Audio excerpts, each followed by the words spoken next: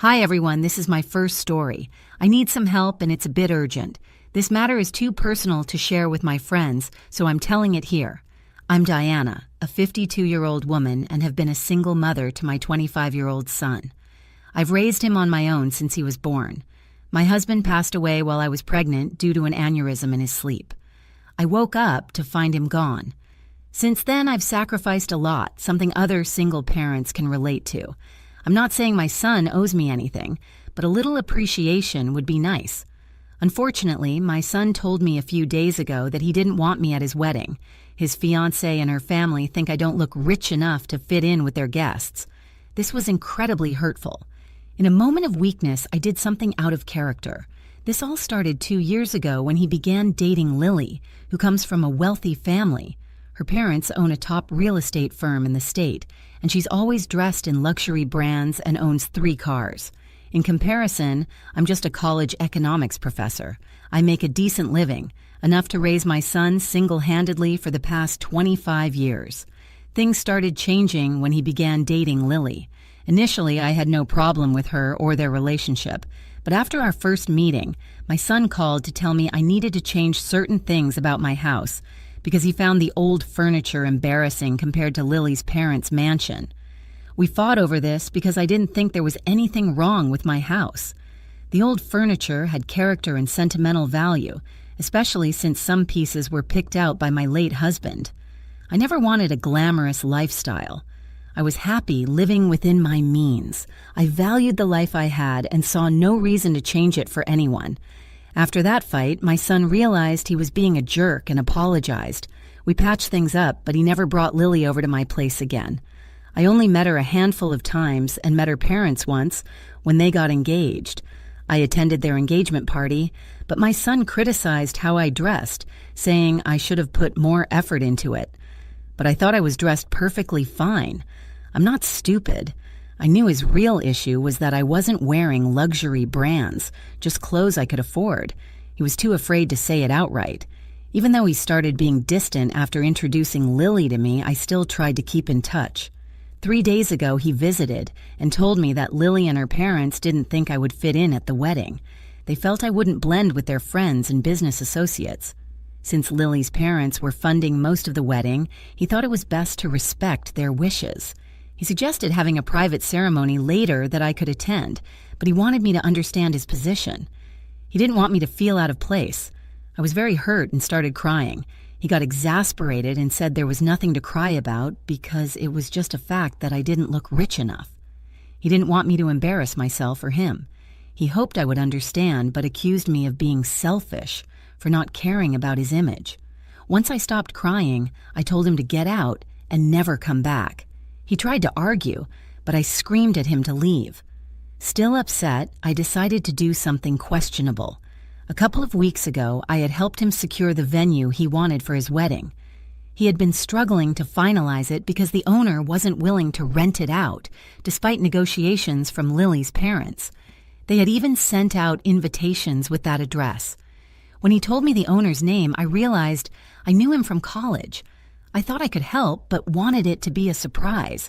I reached out and discovered the owner and his wife were worried about their property being trashed.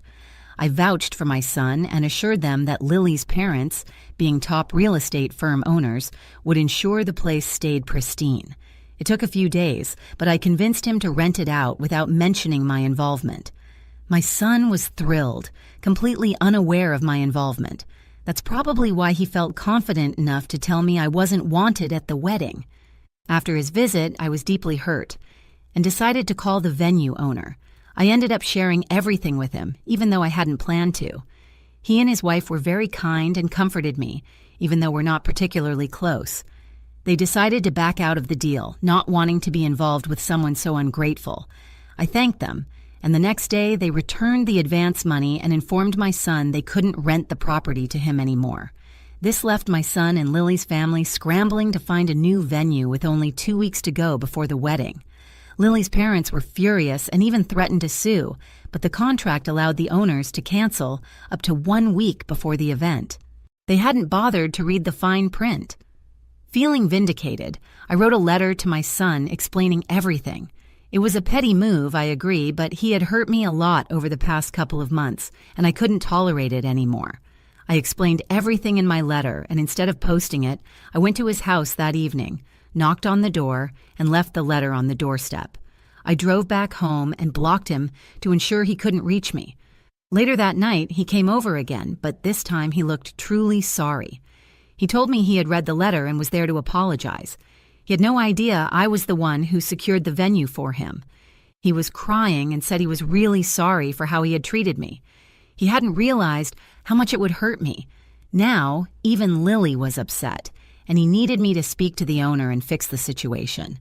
With just 2 weeks to go before the wedding and all the invitations sent out with that venue's address, they were desperate.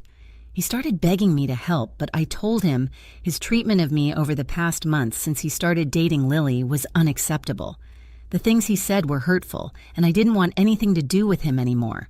I believed I had raised a good man, but his behavior had been shallow. He had chosen to side with his fiancée and her parents over his own mother. I reminded him that from his childhood I had sacrificed a lot for him, and all I ever expected in return was a bit of appreciation. Instead, he made it clear he was ashamed and embarrassed by me because his fiancée and her parents were not on board with me and found me embarrassing. He promised to take it all back, speak to Lily and her parents, and get them to apologize. But for now, he just wanted me to speak to the owner and fix the situation so they could keep their chosen venue. I told him I had already spoken to the owner and wouldn't keep disturbing them. They had to figure out a way to deal with this on their own, as I couldn't help them anymore. He started getting pissed off, saying I was being unreasonable. I told him to leave because I couldn't help him. Feeling adamant, I watched him give up and say I was free to do whatever I wanted. But if I didn't help him, I would lose him forever. He accused me of being selfish and said he was tired of balancing these pressures. He claimed Lily would be more understanding and that he was exhausted and done with it. Then he left. Since then, I've been worried about whether I made the right choice. So, I'm here to ask if I am the asshole for refusing to help my son get back his wedding venue. Update 1. It's been a week since I last spoke to my son, and I still haven't reached out to the venue owner. I've been conflicted, but things are clearer to me now. I realized I was just being sentimental. My son is old enough to handle this on his own. Besides, I don't think I could convince the owner to change their minds after what I told them. They seem pretty firm in their decision. I've spoken to several friends and relatives, explaining the entire situation. Many family members were surprised they hadn't received wedding invitations, so I told them the truth. My son was embarrassed by his family and didn't think we'd fit in with his fiancé's crowd. People were really offended, and when I told them about the venue situation, they felt my reaction was justified.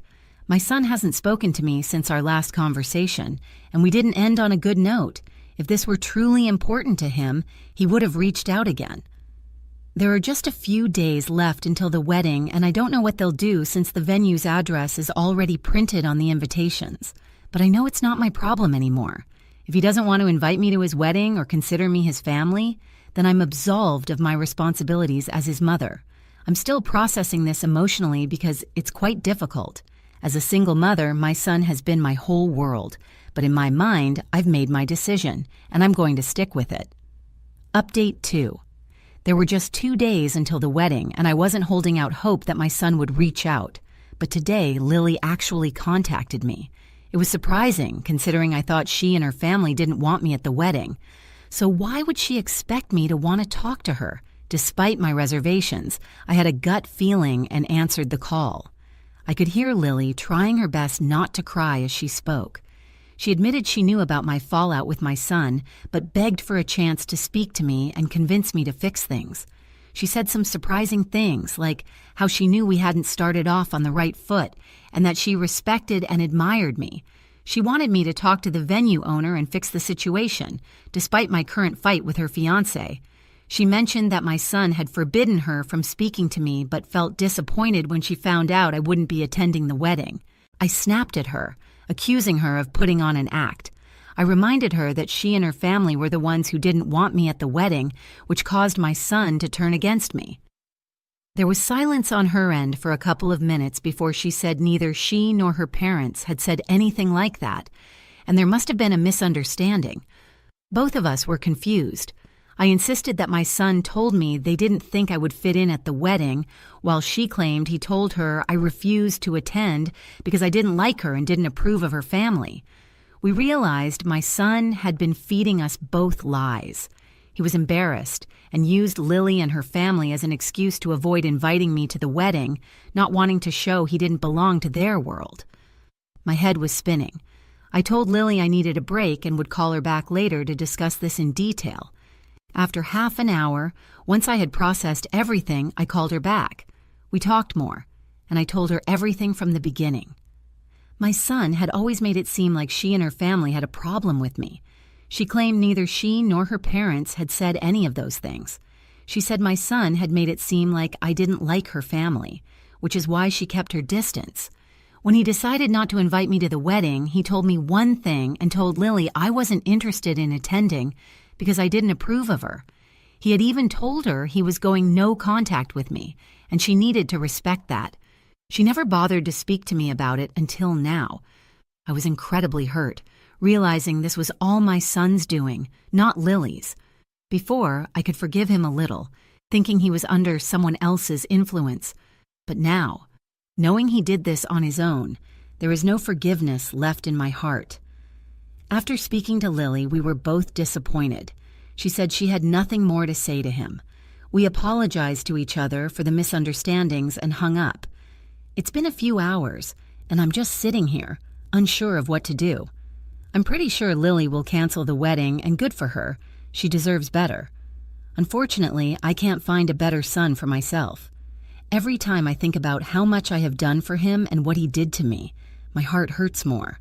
I'm sure he'll reach out to me since Lily and I now know the truth, but with what he's done, he's lost the right to call my house his home, and me his mother. Update 3. Since yesterday's post, I've been grieving the loss of my son.